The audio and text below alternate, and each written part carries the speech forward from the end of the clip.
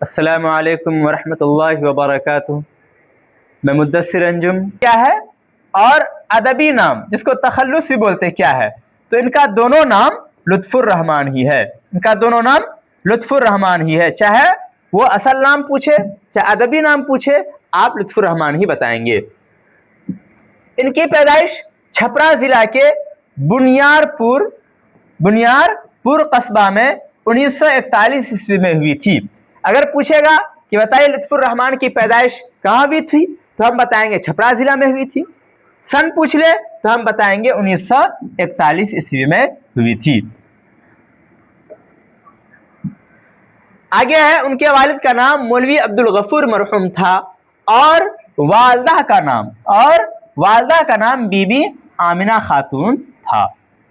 والدین کا نام اکثر پوچھتا ہے، جیسے سید محمد محسن کے والد کا نام سید محمد رشید پوچھ رہا۔ قمر جہاں کے والد کا نام تو قمر جہاں کے والد کا نام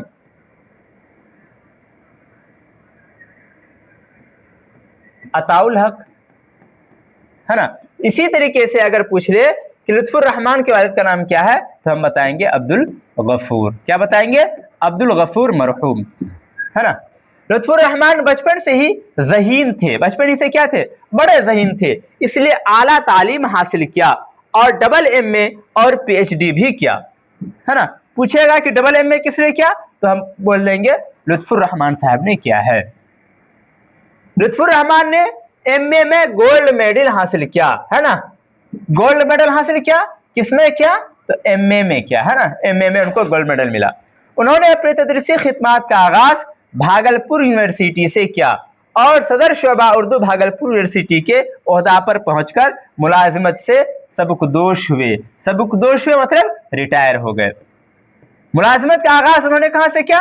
بھاگلپور یونیورسٹی سے کیا اور صدر شعبہ اردو بھاگلپور یونیورسٹی کے عہدہ پر، یہ عہدہ صدر شعبہ اردو ایک عہدہ ہے، اس عہدے پر پہنچ کر اس ملازمت سے وہ کیا ہو گئے؟ سبکدوش ہو گئے، یعنی ریٹائر ہو گئے۔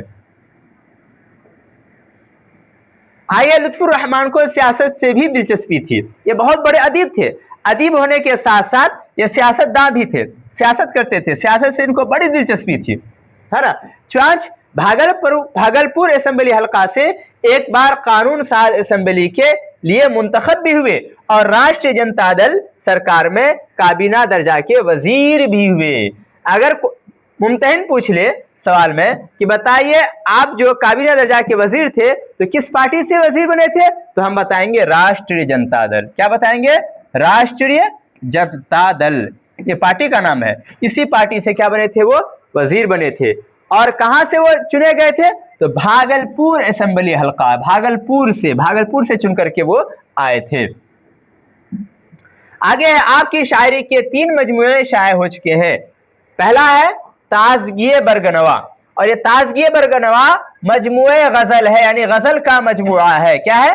غزل کا مجموعہ ہے۔ تازگی برگنوا میں جتنے بھی ان کے ہیں وہ سارے کے سارے کیا ہے؟ غزل ہے۔ دوسرا نمبر پہ ہے بوسینم غزل کا مجموعہ، یہ بھی کیا ہے؟ غزل کا مجموعہ ہے۔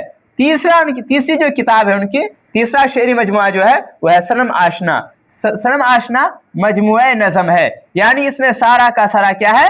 نظم ہے اس کتاب کے اندر۔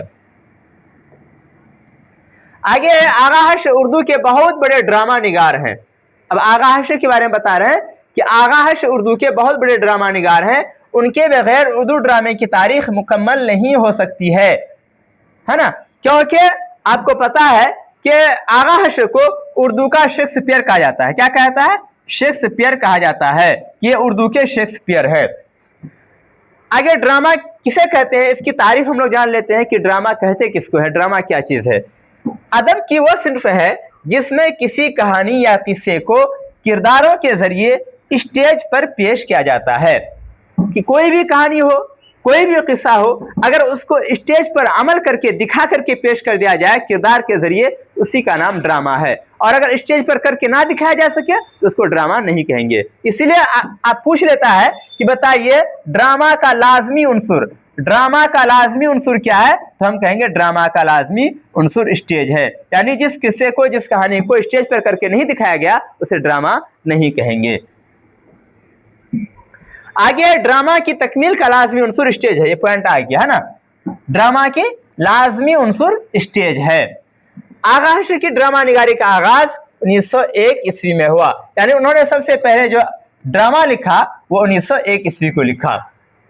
आगा हश्र के ड्रामों में असीर हिर्स, शहीद नाज, खूबसूरत बला, यहूदी की लड़की, रुस्तमो सोहराब और सिल्वर किंग बहुत मशहूर है ना।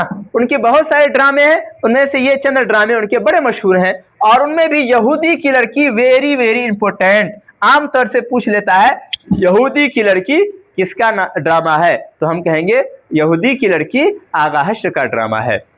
यह था आज का हमारा वीडियो। ये क्लास आपको अगर अच्छा लगा तो वीडियो को लाइक जरूर करेंगे, चैनल को सब्सक्राइब करेंगे।